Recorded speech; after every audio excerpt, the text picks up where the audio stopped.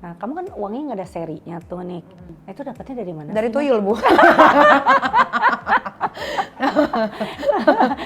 Kamu bilang tadi kamu banyak dosa. Emang dosanya apa aja? Banyak, Bu. Aku kan suka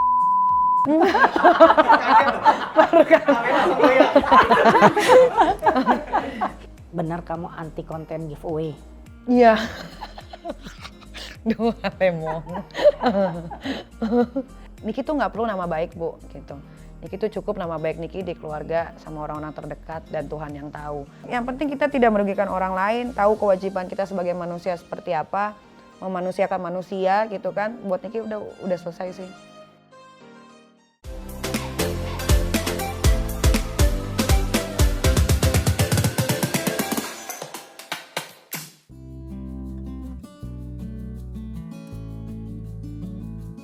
Ini aku mau nanya nih, buat kamu image penting nggak sih? Enggak.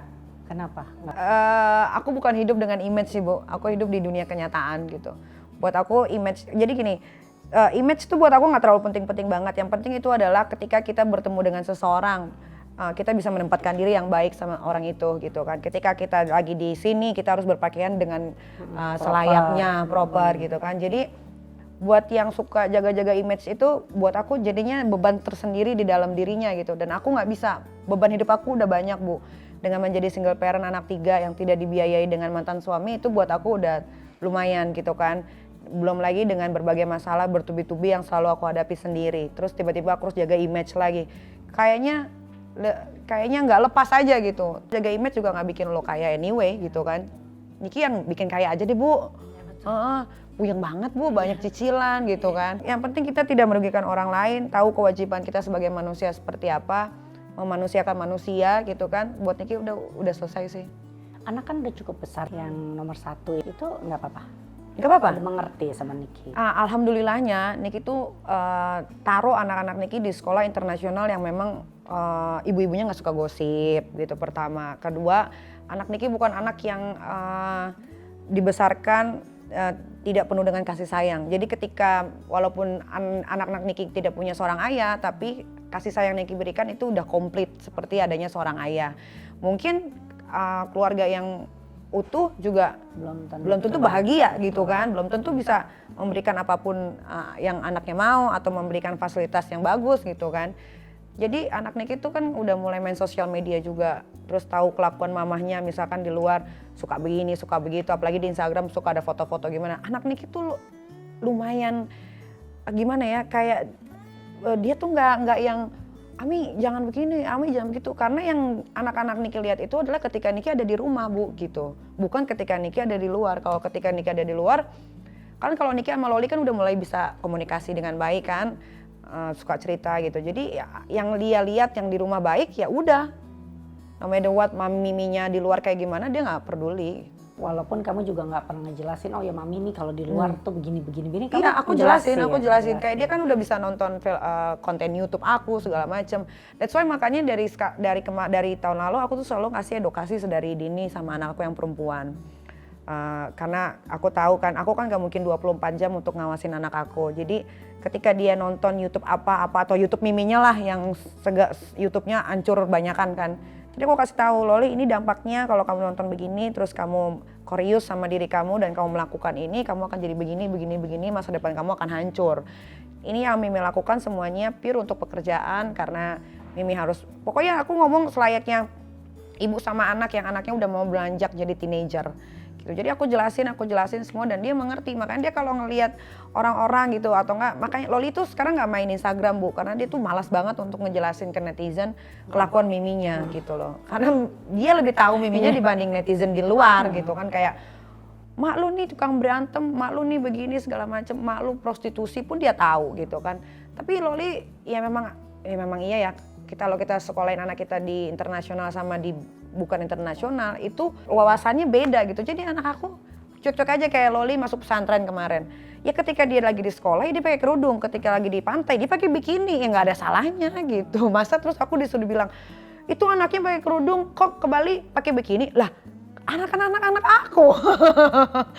Gitu. Jadi kadang-kadang kita tuh harus hidup ngikutin netizen yang kita pun sendiri nggak kenal, tapi Niki sih selalu berpikir kayak, oh ya ini adalah untuk plus minusnya sebagai public figure gitu. Jadi semua itu Niki, ya udahlah terserah aja.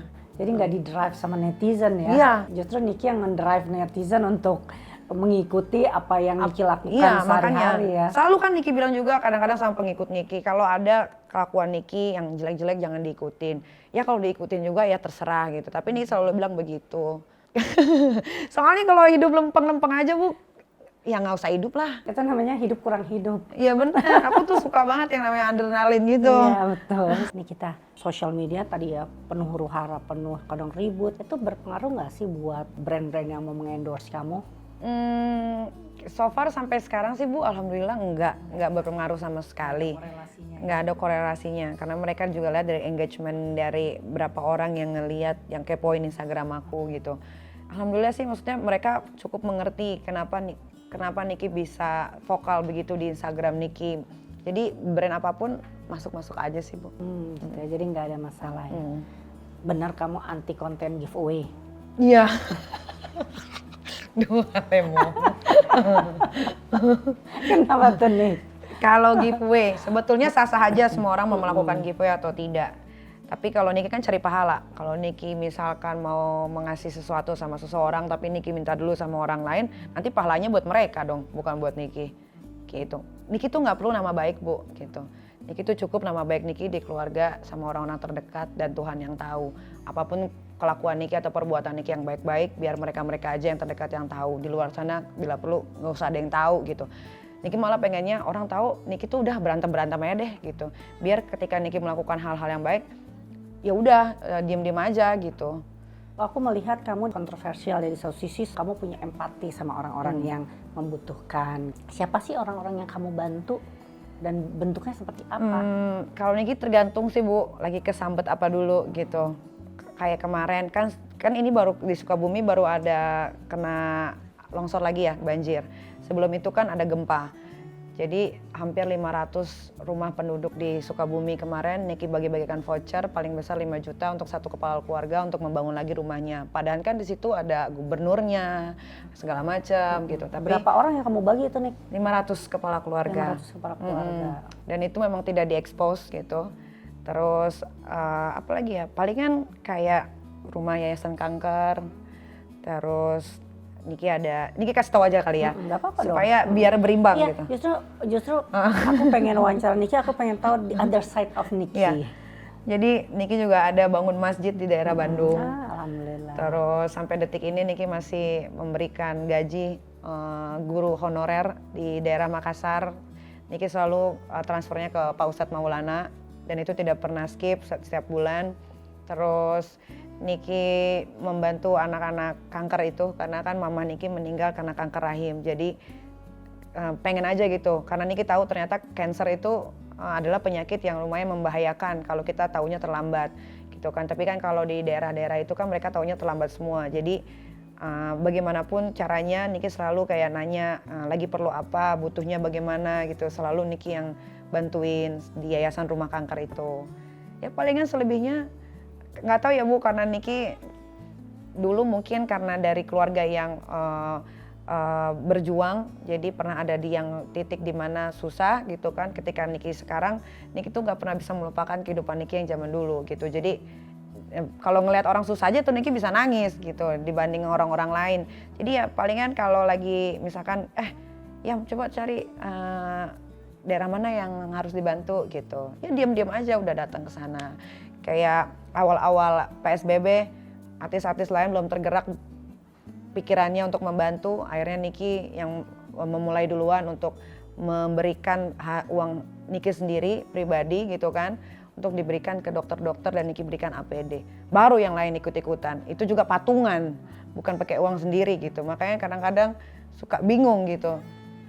Kenapa sih itu uang ditaruh aja gitu kan, uang kan nggak dibawa mati ya gitu. So aku gitu loh, kayak makanya kenapa Bu kalau ditanya nih kita punya teman nggak, mungkin Niki punya teman selebriti tuh sedikit banget gitu. Orang-orang yang memang mencintai Niki tulus apa adanya, seperti Ko Ruben, Kak Igun gitu kan. Terus ada siapa lagi, Mae, Soima gitu. Ya mereka ini yang memang tidak pernah melihat Niki dari side yang berbeda gitu. ya itu makanya Niki males banget yang namanya disuruh jaga image atau apa. Toh yang jaga-jaga image di luar sana juga nggak pernah tergerak kok hatinya untuk membantu sesama manusia. Nick, kamu kan sering banget nyumbang orang kayak gitu. Tuh 500 misalnya sampai ada yang 5 juta. Itu kan Itu luar sama Kak biasa Fitri ya. itu barengan. Sama Kak Fitri. Nah, kamu kan uangnya nggak ada serinya tuh, Nick. Nah, itu dapatnya dari mana Dari sih, tuyul, Bu. Jadi nggak tahu ya Bu, kalau dari artis ya untuk beberapa tahun ini udah lumayan sih angkanya. Tapi kan memang itu uang artis itu tidak pernah Niki pakai Bu. Gitu kan Niki punya Bank Mega nih, yang kalau dari TV larinya langsung ke sana, aja. nggak akan Niki sentuh untuk masa depan anak-anak Niki. Oh gitu. Nah ada lagi nih tabungan lain gitu. Biasanya kalau Niki udah bantu-bantuin orang tuh biasanya dari penghasilan keuntungan dari jualan yang Niki jual gitu. Nah Niki sisihin gitu. Kenapa Niki suka ngebantu? Karena Niki tahu Niki orang yang penuh dengan dosa gitu. Jadi Niki kepengennya ketika nanti Niki sudah tidak ada, pengen banyak yang doain aja gitu Bu, gitu. Biar apa ya, berkesan lah untuk orang-orang itu. Dan alhamdulillahnya kan selama ini Niki ngebantuin orang bukan ngebantuin asal-asalan. Niki ngebantuin tuh terjun langsung memang ke tangan yang benar gitu. Kamu bilang tadi kamu banyak dosa. Emang dosanya apa aja? Banyak Bu, aku kan suka bukan aku tapi aku gitu. Jadi aku merasa berdosa aja gitu. Gitu.